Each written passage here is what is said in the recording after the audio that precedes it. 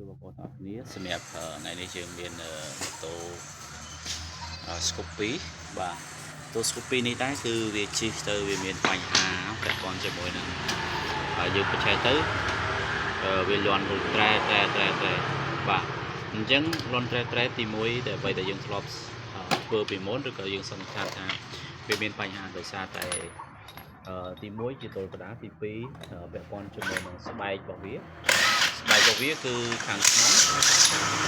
វាមានប្រទេសដៃមួយបាទប្រទេសដៃហ្នឹងនៅពេលដែលយើងប្រើ review ទៅវាសឹកប្រទេសដៃហ្នឹងវាទៅជាច្អូនធំវាធ្វើជាច្អូនធ្វើឲ្យម៉ូតូនេះអាឡុងបាទប្រទេសដៃហ្នឹងវាឡុងវាធ្វើឲ្យ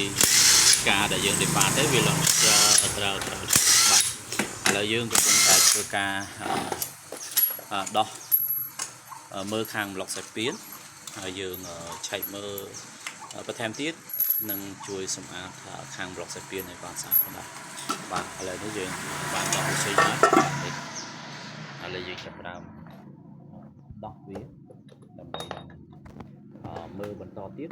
តើវាលន់ដូចអ្វីដែលយើងបាននិយាយទៅបាទ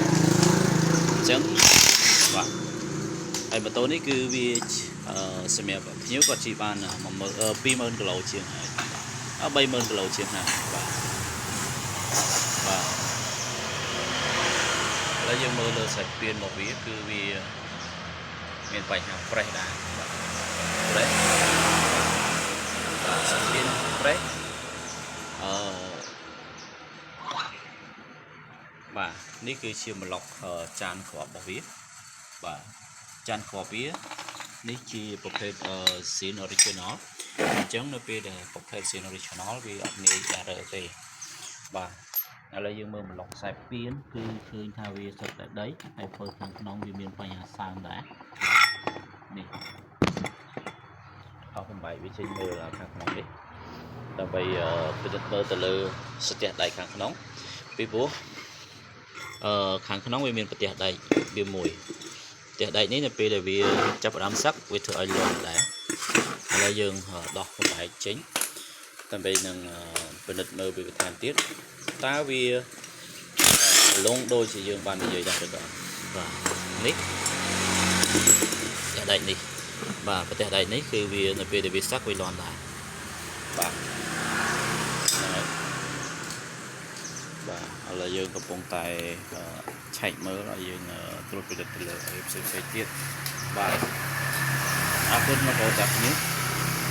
ហើយយើងក៏ឆែកមើលស្បុក Air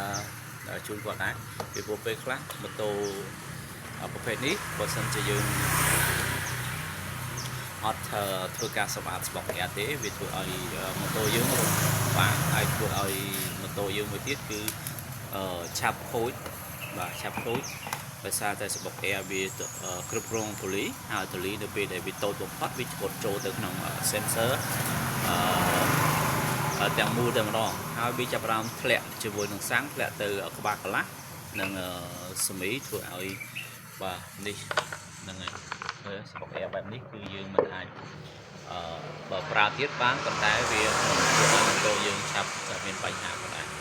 បាទឥឡូវយើងដូរស្បុក Air ដូរសាច់ពៀនហើយយើងមើលប្លុកចាំត្រង់